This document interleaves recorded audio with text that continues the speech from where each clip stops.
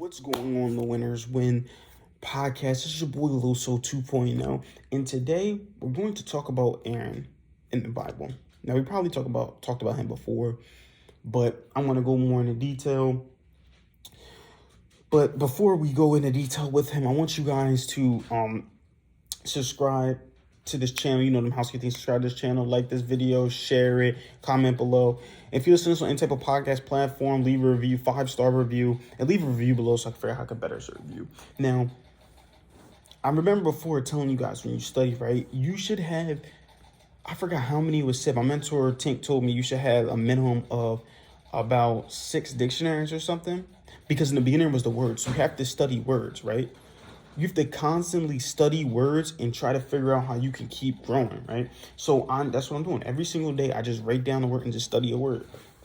And the words that I'm studying right now, they're coming from the Metaphysical Bible Dictionary. So I'm studying the dictionary, right? Then I also started studying animals a little bit too as well. I got an encyclopedia.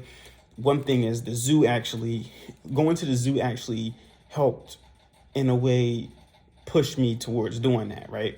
But anyway, though, right? So let's sit here and talk about what we need to do, right? So I'm just sidetracked, right? So Aaron in Hebrew means illumined, enlightener, mountaineer, very lofty, right?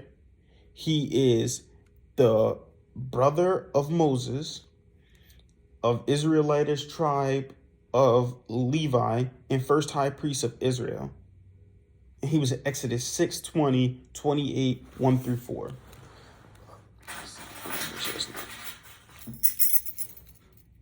All right, sorry, I just wanted to make sure that wasn't our car. So, metaphysically, right, he's the executive power of divine law. It says Aaron was the first high priest of Israel, so the first one, and the bearer of intellectual light to the Israelites. So he was the one who, held the light for them, or intellectually. So I guess they went to him for advice, from what I'm assuming. It says he signifies the ruling power of the intellectual consciousness.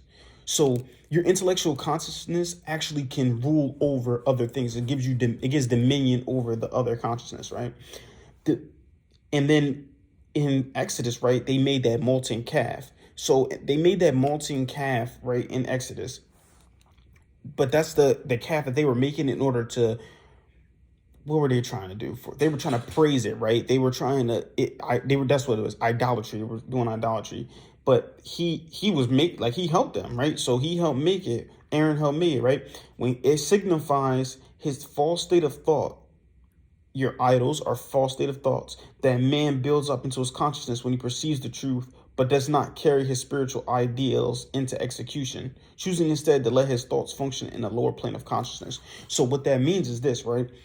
When you are learning, remember, we talked about there's 2 things. There's knowledge and there's wisdom. Knowledge, and I always talk about this, knowledge is just the study or just the accumulation of information.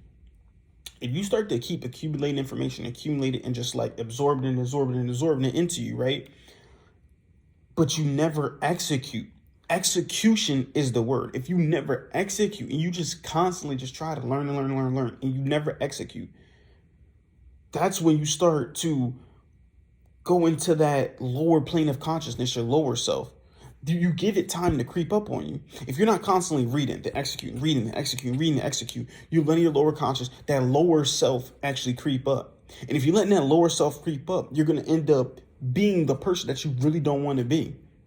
That lower consciousness is not you. Well, it is you, but it's not you, right? Because law of polarity, it's opposites, but the one and the same. So that lower consciousness is you, but it's not the true you, just like the intellectual you is you, but it's not you too. But it can be you. You see what I'm saying? It's confusing, but it's not. Once you learn the law of polarity, that everything is opposite, but you need both of them. I want to say you need that lower consciousness, but it creeps up more and takes over. It shouldn't have ruling power. The intellectual thought should have ruling power, but the only way it's going to have ruling power is if you consistently execute on the things that you're learning. So in Exodus 40, 12, 13, Aaron and his sons typify spiritual strength, which becomes the precising directive power of a new state of consciousness, right? So it's him and his sons are the spiritual strength that you have, right? Through spiritual strength, there is set up on abiding thought creation that contributes to the building of the holy temple. So your redeemed body. So when you're building your holy temple in the Bible, that means you're redeeming your body. Bringing Aaron and his sons to the door of the tent of the meeting and washing them with water means that we should declare spiritual strength to the presiding directive power of this new state of consciousness, not a mere animal strength purified from all grossness of sense. This declaration of strength is absolutely necessary to the permanency of the body tabernacle.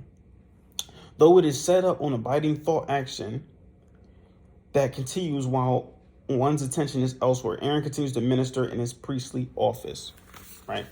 So the thing that I got, the biggest thing, like I said, I want you guys to get from this is that your intellectual thought is your ruling power. It should be ruling over, have dominion over. The higher self should have dominion over the lower self. But if you continue to just accumulate knowledge and just listen to what people say or just read the books and stuff and not actually execute it, you fail to execute it. When your failure to execute certain things actually continues to make your consciousness, then that lower self creep up and lower self takes over, right? So when I do these dictionary things and this Bible stuff like that, it's, usually it's a shorter episode.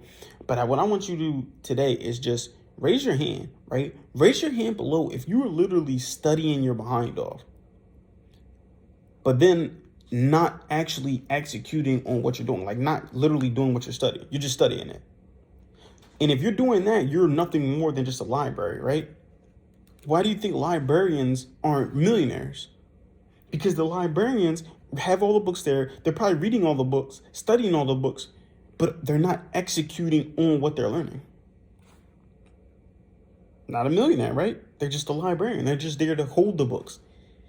Held knowledge, potential energy. That's all it is. I hate the word potential because all it is just potential to do something, but it's not. Nothing's happening though. I literally absolutely hate that word. But like I said, that's all I have for you guys today, man. Like this video, share it, subscribe to the channel. If you listen to any type of podcast platform, 5-star review, leave a review below so I can figure out how I can better serve you. Remember, keep killing the day. Winners win, losers lose, and you pray for success like this. 2.0 out.